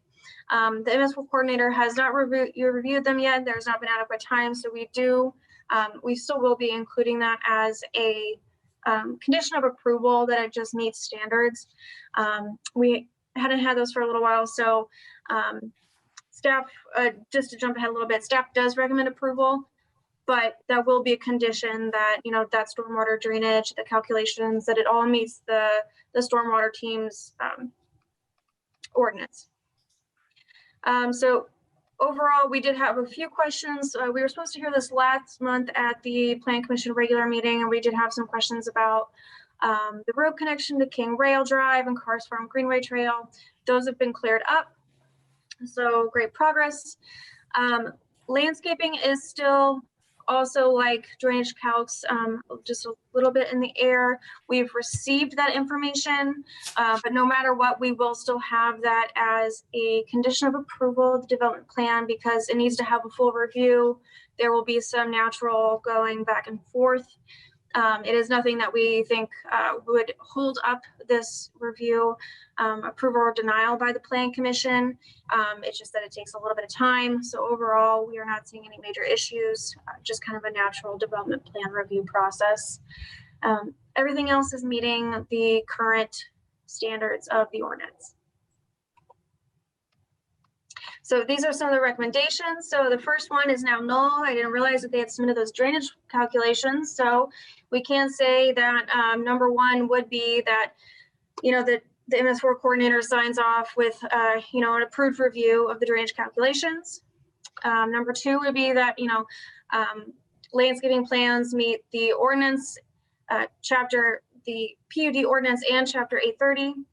And then that the petitioners go ahead and provide comment responses to the MS4 assistant and also the highway engineer.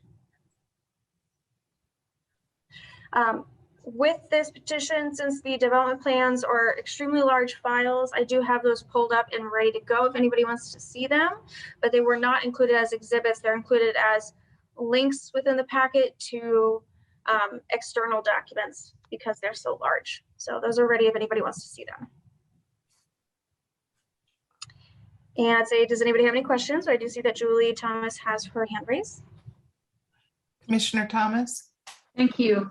I don't think I've seen provide comment responses to on a petition before for recommendation. Can you clarify what that might entail and what it might not, and give us some insight into that? Sure. So it's just a little bit of loose threads, nothing that we necessarily think is going to hold this petition back. So I noticed that last week when I was working on this report draft that the MS4 assistant who was working on the Rule 5 still had some comments that I didn't see had responses to. Now that doesn't necessarily mean that they hadn't responded and maybe they were doing it by email. That we do see that happen now as we transition to trying to use OpenGov. So mainly just following up. We don't necessarily have any doubt that they are not meeting the highway engineer or Rule 5 requirements, just that they continue to follow up and and meet those approvals as they kind of work through the very, very fine details. Thank you. Mr. McKim? Yes, I was wondering if you could actually tell us what the resolution on the road connection and the Karst Greenway was. I know that came up in the last meeting. Yes, they did go ahead and provide that in the updated plans. So Okay, it is as we saw it originally during the plan unit outline. Excellent, thank you. Mr. Garitas? Good question. And is this an approval to move it to another hearing, or is this an approval or denial, I guess? But if there be a vote to approve, is this going to go just to staff for their final review and approval, or the planning commission doesn't see this again, do we? The plan commission would not see it again. It would basically give the PUD an approval with the conditions that we still have to follow up on the few lingering things like fine tuning of the landscaping plan, that the drainage calculations are going to meet the MS4 coordinator. You know, there is no leeway there. If they want to change something, I mean, I don't think that they can not meet MS4 coordinator requirements, but I mean, let's say landscaping. If they don't meet my requirements, they're looking at a plan unit outline plan again. So it's more of just fine tuning little things to make sure that we're not missing, that I'm not, okay, they're not. thanks. That's good, thank you. Sure. Well, to me, it doesn't seem as though we've met the objectives of reviewing the plan, that there are so many items still outstanding that it doesn't seem to me that we can do our due diligence. That's just my feeling on that. So if I comment too, I think I would agree with Margaret in that it was delegated to the plan commission to approve the development plan or the site plan. And I would suggest that you just continue this to the next plan commission meeting, not on Thursday, but in September, in order that we actually have a development plan you can approve. Does that make sense to everybody? makes sense to me. If they haven't submitted a landscape plan, it's somewhat difficult to see how you can improve it. It has been submitted. It has not been fully reviewed. Okay, well, is there anyone else? Somebody else began to speak. Would you please raise your hand if you would like to speak?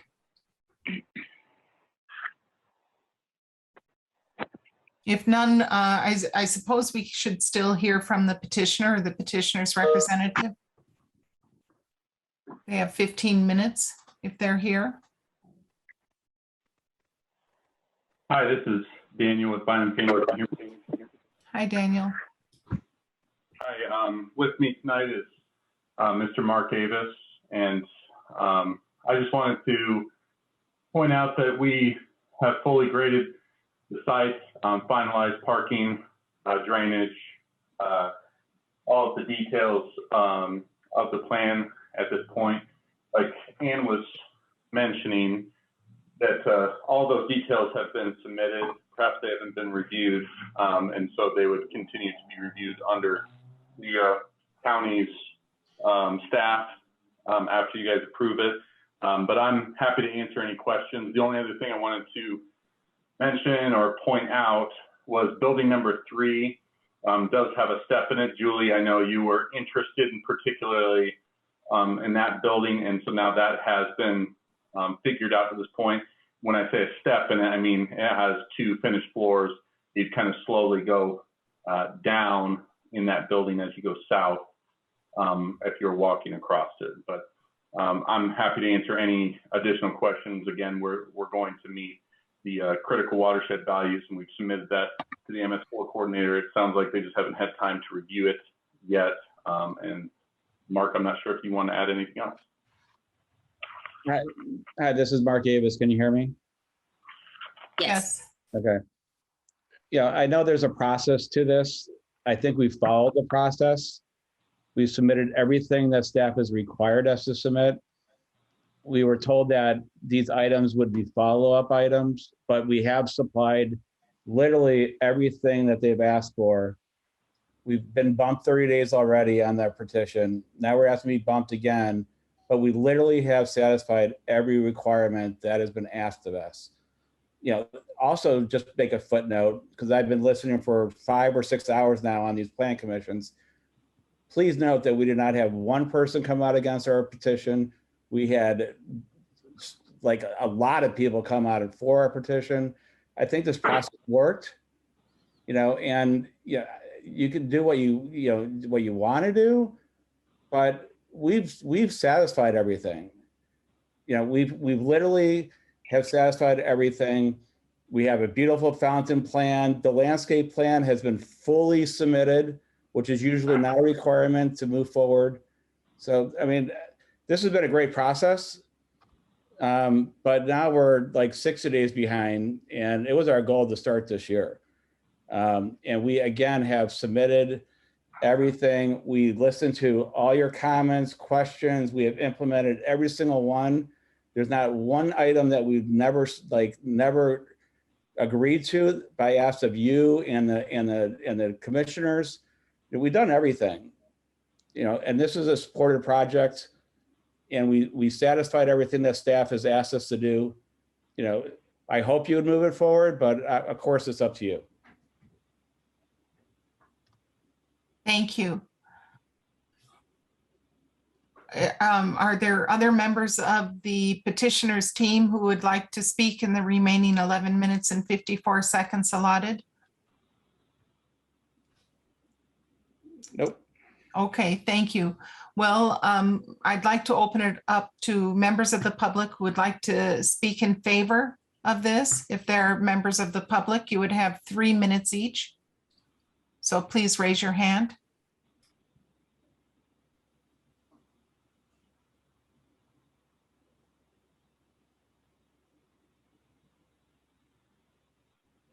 Although Dee Owens is not a member of the public, she's a member of the Plan Commission. I see that she has her hand raised.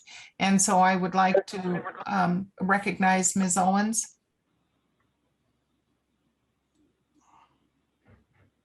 If you press *6. Yes, I raised my hand back before the petitioner wanted to talk, and it didn't happen. And I'm having to hit *6 3 or 4 times in order to get through. I assume I'm coming through. Yes. At this point. Okay, so yeah, I'm sorry about that. I just back when was going to comment about, I assume it was Ms. Filling that said we suggested continuing to the September meeting to allow more items to be completed, and I was going to make a motion for that. So this may not now be the appropriate time for that because I'm in the petitioner's time period. Anyway, come time, that's what I'd like to do. Yeah, I support a motion. But we still are obliged to hear from the public. And I just would like to hear from the public if there's anyone opposed to this. You would have 3 minutes each. There is a Terry Taylor Norbu, and if you could unmute Terry Taylor Norbu, you have 3 minutes. Hi, I'm Terry Taylor Norbu, and I live in Stone Chase, which is immediately west of this proposed development.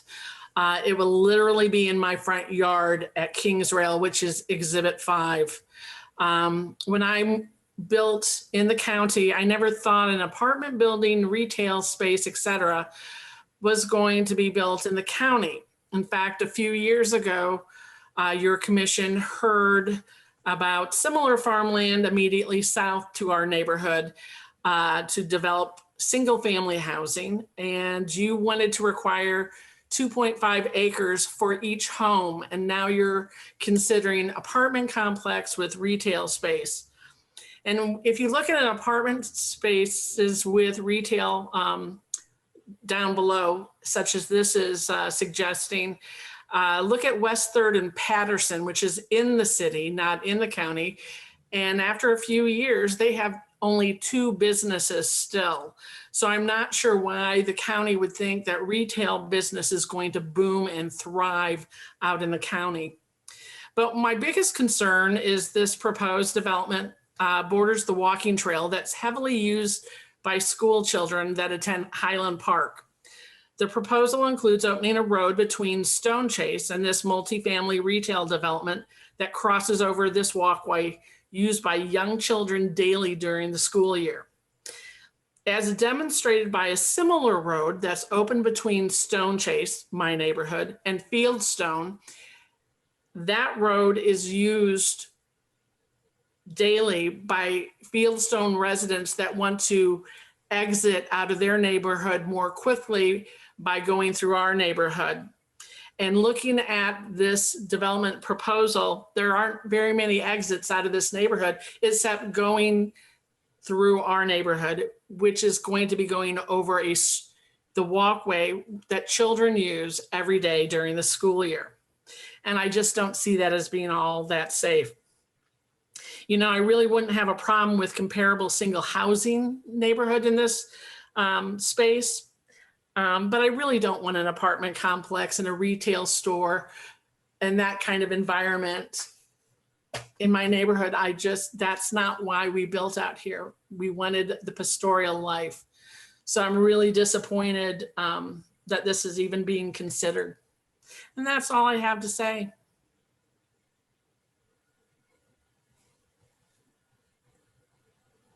Thank you, Ms. Norbu. Are there other members of the public who have anything that they would like to state in opposition to this proposal?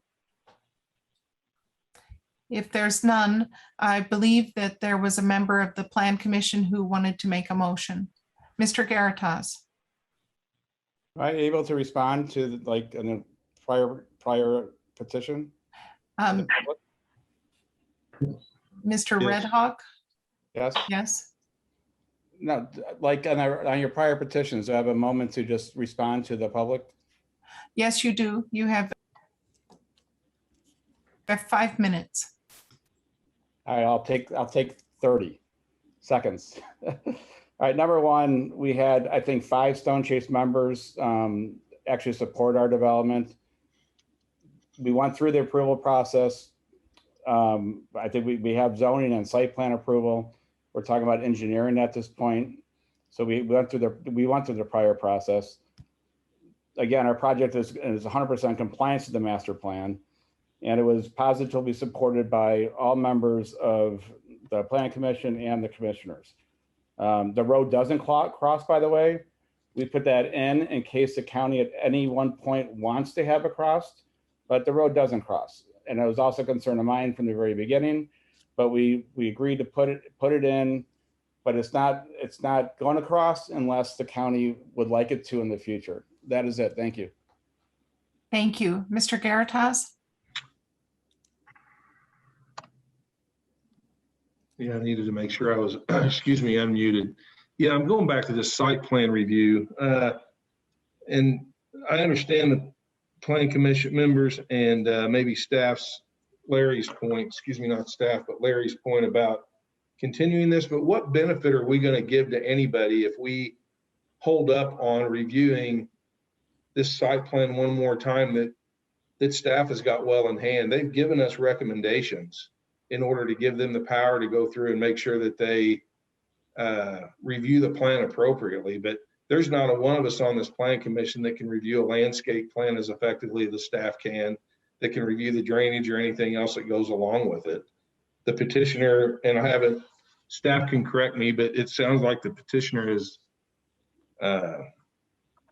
submitted everything. And I just don't know what benefit the public, the Plan Commission, or the petitioner, or even staff is going to have by bringing this back before the Plan Commission for us to ask staff, did they do what did they put in the plan what they were supposed to put in the plan? Staff says yes or no, and staff still has the hammer not to approve it. I mean, I just think that we're adding items to an agenda that aren't necessary.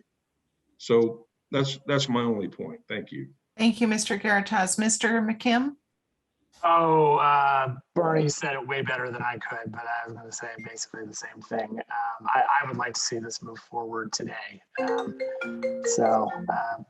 I know that one of the fellow Plan Commission members has already put down the marker that she would like to make a motion first. But I would say that if that one fails, I'll definitely be making one to move this forward.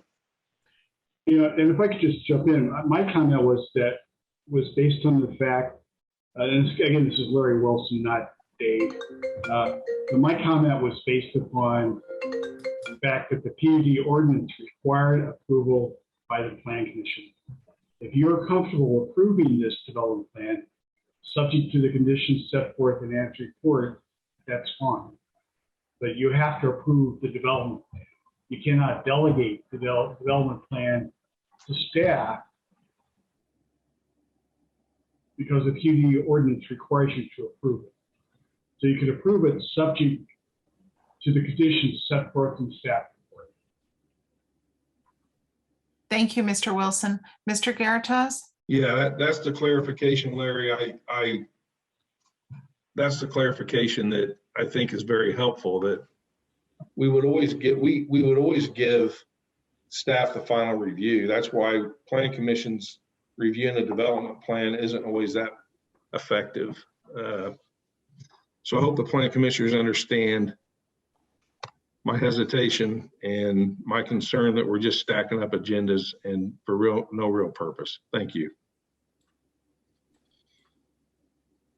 Okay, and I return to Dee Owens to see if she would like to make a motion.